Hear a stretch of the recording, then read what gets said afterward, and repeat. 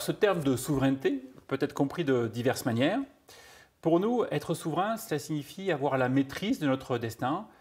Souveraineté ne signifie donc pas autarcie, mais au contraire, autonomie. Autrement dit, nous nous considérons comme souverains dans la mesure où ce ne sont pas des tiers qui décident ou influencent nos choix stratégiques, tout simplement.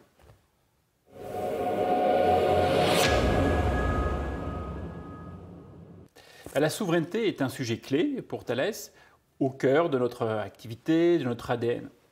Alors je voudrais évoquer 5 points clés auxquels nous prêtons une attention toute particulière. D'abord, avant même de parler de techniques, de compétences, de brevets, la souveraineté numérique passe par une bonne capacité d'analyse et d'anticipation. Une connaissance insuffisante peut en effet se traduire par des choix stratégiques inadéquats, dont le résultat peut être une situation de fragilité ou de dépendance. Alors chez Thales, nous consacrons donc beaucoup d'efforts à produire des analyses, à scruter les évolutions de nos domaines d'activité, afin d'être en mesure d'anticiper l'avenir et d'être sûr de ne pas rater un tournant important. Ensuite, quand on parle de numérique, donc de technologie, l'élément déterminant pour être au meilleur niveau, c'est évidemment la force de la recherche et développement.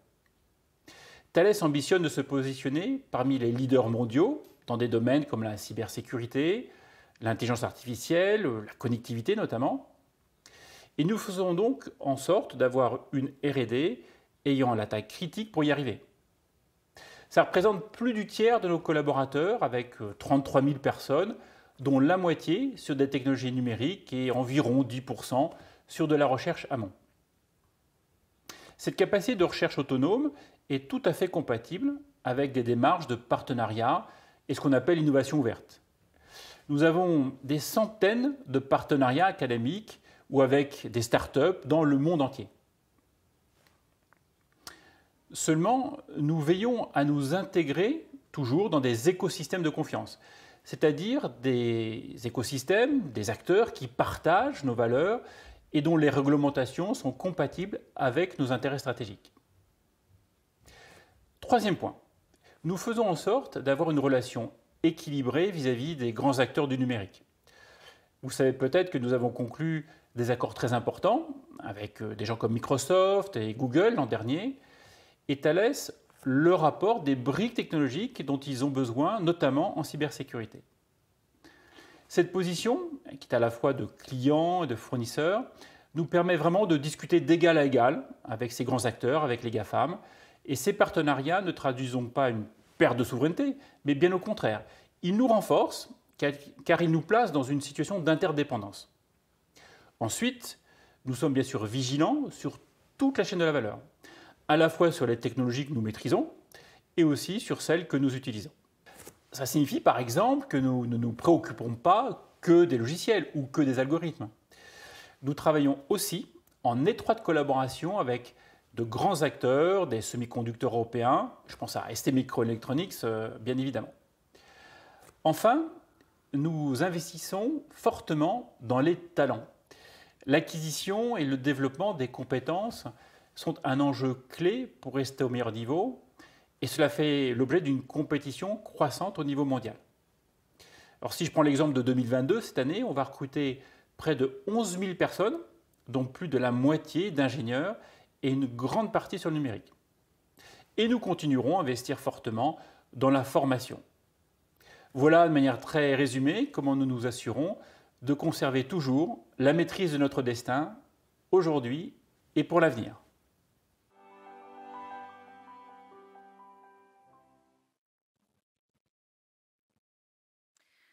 Voilà, c'était le témoignage de Patrice Ken, le directeur général de Thales. Et pour rentrer un petit peu plus dans le détail de ce qui a été légèrement évoqué sur Cortex, non pas une partie du cerveau, mais un écosystème, et particulièrement à Montréal, j'ai le plaisir de vous accueillir, Marco Herman. Bonjour. Bonjour Marion. Vous êtes directeur scientifique de Thales, un habitué de l'Observatoire NetExplo. Merci de votre présence. Alors, parlons un petit peu de Cortex, qui s'écrit C-O-R-T-A-I, je crois. X, c'est ça. C'est quoi l'écosystème IA, puisqu'il s'agit de IA, qui est basé à Montréal? Qu'est-ce que c'est? Oui, alors Cortex, c'est le nom du laboratoire Thales dont je vais peut-être parler un petit peu après, mais il se positionne effectivement au sein de l'écosystème de Montréal. Montréal et Québec a émergé ces dernières années comme un des leaders dans les écosystèmes de l'IA. Dans les différents classements, il apparaît, je dirais, tout en haut des classements. Il s'est bâti beaucoup autour d'un certain nombre de très grands talents académiques, dont Joshua Bengio est le nom qui est connu par beaucoup, considéré comme un des fondateurs des méthodes d'apprentissage, mais il y en a d'autres.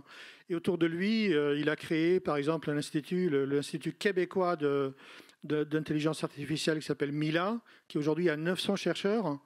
Vous avez l'institut qui s'appelle IVADO, l'Institut de valorisation des données opérationnelles, donc on est dans les choses plus appliquées, en tout cas plus d'entreprises. Vous avez des universités prestigieuses qui se sont beaucoup focalisées sur ces techniques numériques, McGill, Montréal. Vous avez aussi le Polytechnique de Montréal. Vous avez un écosystème de start-up extrêmement vivant, performant, et puis aussi la présence de grands groupes dont Thales. Donc, et cet écosystème, donc, qui est vraiment localisé géographiquement dans un périmètre relativement bien délimité à Montréal, se targue aujourd'hui d'avoir 45 000 experts de l'intelligence numérique. Pas des chercheurs, des experts multi-compétences, et c'est effectivement remarquable. Donc l'écosystème, c'est ça. Donc c'est pour ça que vous êtes allé là-bas. C'était une évidence d'aller rejoindre tout ce vivier, ce bouillon, comme on le dit. On se méfie des évidences quand même, parce que oui, c'est évident que c'est un très bon système. Mais en 2016, on s'est posé la question comment étendre nos activités en IA. Il faut que je vous avoue qu'on fait de l'IA depuis plus de 33 ans. On a lancé le premier strat en IA en 1989, avec de l'apprentissage, du data, etc. Mais avec vraiment la diffusion du numérique, le cloud, les data massives, etc., on a décidé d'amplifier nos actions et à côté des centres, on va dire, historiques européens et français singulièrement, de développer ce type d'activité dans un autre espace non européen. Et donc on cherchait l'excellence, mais on cherchait aussi un pays dans lequel Thales était fortement présent. Alors il y a beaucoup de pays dans lesquels Thales est présent, mais un pays dans lequel on est présent en termes de développement, en termes d'industrialisation, de fabrication, de façon à pouvoir irriguer également le système local, rayonner dans une zone plus grande. Pour le Canada, c'est l'Amérique, mais également avoir la capacité de transférer ce savoir-faire dans le groupe dans son intégralité. Et donc, on a décidé en 2016 et implémenté pour de vrai en 2017 de créer un laboratoire de 50 personnes qui s'appelle Cortex, le Centre opérationnel de recherche et des technologies d'agents intelligents, voilà, en français, parce qu'on est dans un pays francophone, qui physiquement est installé au sein du bâtiment dans lequel il y a également Ivado. Donc, on a la coopération autour du café. Et on a tout un tas de partenariats très structurés avec les autres acteurs dont je vous ai parlé. Et puis 2 ans après, nous avons lancé un incubateur de start-up sur les IA, qui était une réplique de ce qu'on fait dans Station F sur la cyber. Voilà, donc les raisons ne concernent pas que la partie excellence, disons, dans une échelle absolue, mais également la capacité dont on peut exploiter cet écosystème. Et puis, pour approfondir si c'est intéressant, mais le Québec a une façon de soutenir le partenariat public-privé qui est très intéressante et très bien orientée pour valoriser les résultats. C'est vrai qu'ils sont proches des États-Unis, on le sait là-bas, dans cette partie du monde. C'est un petit peu plus développé, effectivement. Alors, c'est un pays intéressant parce qu'il est de culture anglo-saxonne et française. Donc, c'est vraiment mixte. On est à peu de kilomètres de Boston, effectivement, donc il y a une influence américaine forte. Mais sur le public-privé, Québec a vraiment mis un dispositif en place, pas que pour l'IA, globalement, qui est très intéressant, qui est en fait de finalement privilégier dans les coopérations le financement des acteurs académiques et de privilégier la gouvernance et l'exploitation des résultats par l'entreprise, qui en fait recrute les académiques pour faire son projet. C'est un peu l'inverse de ce qu'on fait en Europe. Alors, Thales a d'innombrables métiers. Vous avez beaucoup aujourd'hui de diversification sur différents marchés. Qu'est-ce qui doit sortir de Cortex et pour quelle stratégie business ? Alors, Cortex exploite également un positionnement du Québec qui est intéressant, qui était sur l'IA de confiance. Une autre caractéristique de cet écosystème est qu'en fait, on est en résonance forte entre la France et le Québec sur ce que l'on veut faire de l'IA et les valeurs qu'on veut y attacher. Je ne sais pas si tout le monde a suivi, mais dans l'IA, il y a un peu l'équivalent du GIEC, le groupement des grands experts de l'IA qui travaillent sur l'éthique, sur l'usage de l'IA, à l'exemple du GIEC, un corpus indépendant. Ça a été lancé à l'initiative franco-canadienne parce qu'on se retrouvait sur ces valeurs-là. Ça a été lancé lors d'une G7 au Canada, puis repris au G7 en France et mis en place relativement récemment. Donc ça, c'est un élément. Et concrètement, donc on travaille beaucoup sur l'IA de confiance, beaucoup sur l'IA, ce qu'on appelle explicable, parce que beaucoup d'usages, il y était beaucoup de questions avant, sont en fait des usages qui se, quelque part, contentent de la statistique des données. Malheureusement, dans un certain nombre de systèmes plus professionnels ou B2B, la statistique n'est pas forcément suffisante. Vous avez parfois besoin de causalité, d'expliquer. Ce dont on n'a pas besoin si on veut profiter d'un service sur un diffuseur de vidéos, etc. Et donc, ce côté de IA de confiance, et le Canada et la France se sont beaucoup embarqués. En France, il y a des projets dans le cadre de la stratégie nationale pour développer justement l'IA de confiance pour les systèmes industriels. Et à travers ce projet, qui est aujourd'hui assez important, qui réunit beaucoup d'acteurs privés, publics en France, on a en fait étendu le projet en coopération avec les Canadiens, avec cet écosystème, avec Cortex également. Donc on va dire, on a internationalisé la liaison et diffusé en termes de partenariat et d'ailleurs d'usage, parce que comme a dit effectivement André, beaucoup d'applications se naissent à la frontière des métiers. Donc nous, on parle avec beaucoup de personnes qui ne font pas du tout le même type de produit ou de système que nous, parce qu'il y a beaucoup de choses à échanger. Et donc, Canada rentre magnifiquement bien dans ce schéma-là. Mais vous avez vocation à développer des cas d'usage concrets sur l'IA de confiance? Absolument. Et si oui, lesquels? Je vais vous montrer un exemple. Je crois que Luc a mentionné la maintenance préventive. Nous, on fait la maintenance préventive pour les bateaux. C'est ce qu'on appelle le refit de bateau. Vous prenez un bateau, vous le mettez à quai, et puis on change des équipements. Et c'est des opérations très lourdes, très coûteuses. Les maintenances préventives, habituellement, vous alarment qu'il y a des éléments qui vont lâcher. Et donc, on anticipe pour les changer. Mais dans ce monde-là, ce n'est pas assez. Parce que le fait de le faire juste à temps, peut-être qu'opérationnel, vous allez avoir des problèmes parce que vous avez éliminé de votre flotte des bateaux importants, vous avez des missions à faire. Donc notre outil explicable, il donne non seulement les faiblesses qui vont arriver, mais il donne des scénarios aux opérateurs en disant vous pouvez changer ceci, cela à telle date, l'immobilisation va être de tant de jours, le coût va être de temps, ou alors vous faites un autre scénario, etc. Donc vous avez non seulement un résultat, vous avez un résultat expliqué et annoté. Ça, c'est un peu l'exigence qu'on a dans ces systèmes-là et qu'aujourd'hui, on ne rencontre pas vraiment dans le monde B2C en réalité. Donc, cette plateforme-là, ce n'est pas juste adapter les algos que les autres font. Il y a beaucoup d'innovation dessus. Avec cette dimension, vous le disiez, de confiance. Ça a l'air important chez vous.